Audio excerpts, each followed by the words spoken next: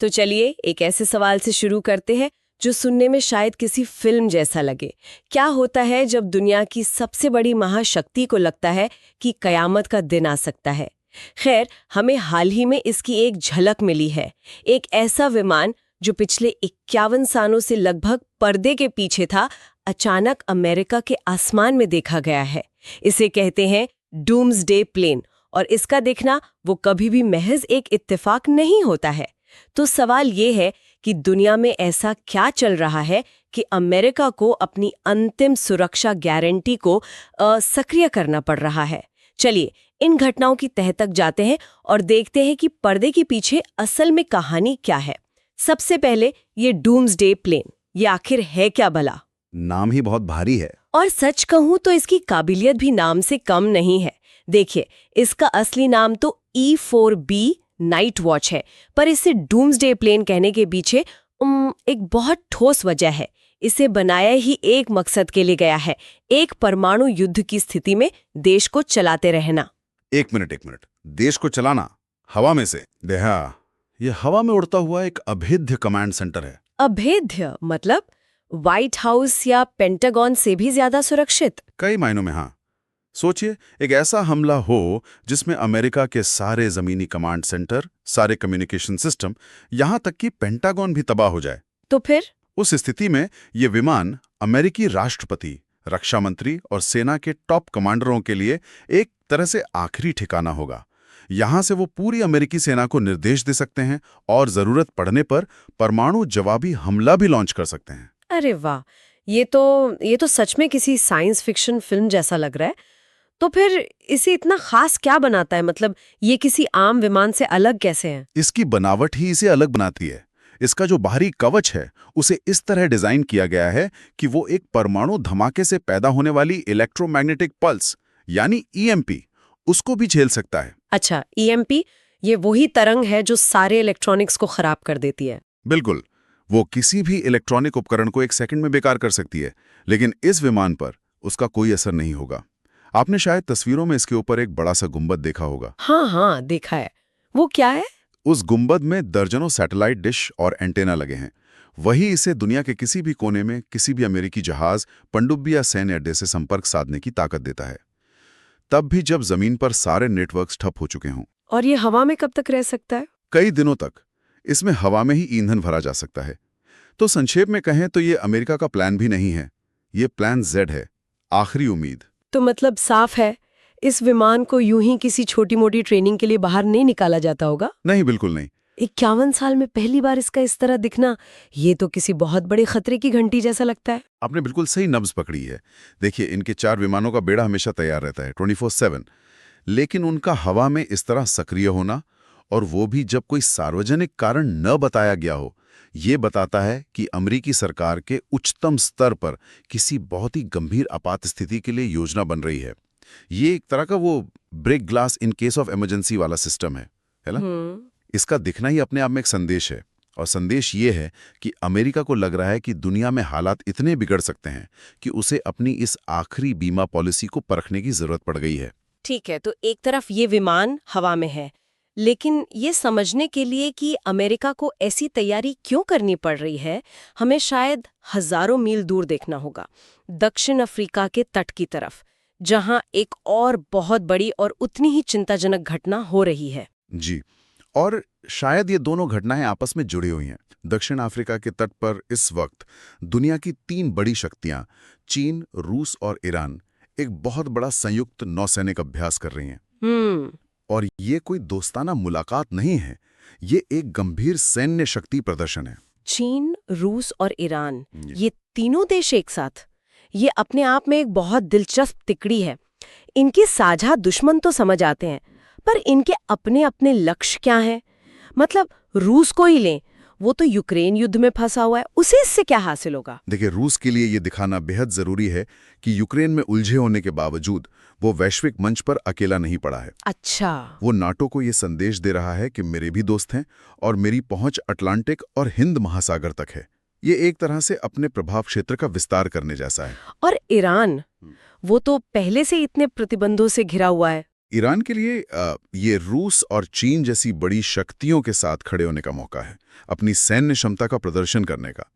ये उसके क्षेत्रीय दुश्मनों जैसे इजराइल और सऊदी अरब को एक चेतावनी है, और साथ ही ये पश्चिमी देशों को दिखाने का एक तरीका है कि प्रतिबंधों से उसे सैन्य रूप से कमजोर नहीं किया जा सकता। और फिर आता है इस तिकड़ी का सबसे बड़ा खिलाड़ी, चीन। उसका क्या मकसद है? चीन का खेल सबसे बड़ा है। वो अमेरिका के वैश्विक प्रभुत्व को सीधी चुनौती दे रहा है। ताइवान पर उसका दावा है, दक्षिण चीन सागर पर वो अपना हक जमाता है। ये नौसैनिक अभ्यास चीन को हिंद महासागर में अपनी नौसेना की पहुंच और ऑपरेशनल क्षमता को परखने का मौका देता है। ये अमेरिका और उसके सहयोगियों जैसे भारत और ऑस्ट्रेलिया को एक सीधा संकेत है कि चीन अब सिर्फ अपने पड़ोस तक सीमित नहीं रहने वाला। बिल्कुल। लेकिन ये सब करने के लिए उन्होंने दक्षिण अफ्रीका को ही क्यों चुना? ये अभ्यास तो चीन या रूस के पास भी हो सकता था। ये जगह कुछ खास लगती है। जलाथ जंगाभी यही तो इस अभ्यास को एक सामान्य सैन्य ड्रिल से उठाकर एक बड़ा भू राजनीतिक बयान बना देता है। वो कैसे? इसके 3 मुख्य कारण हैं। पहला, भूगोल। दक्षिण अफ्रीका उस जगह पर है जहां अटलांटिक और हिंद महासागर मिलते हैं।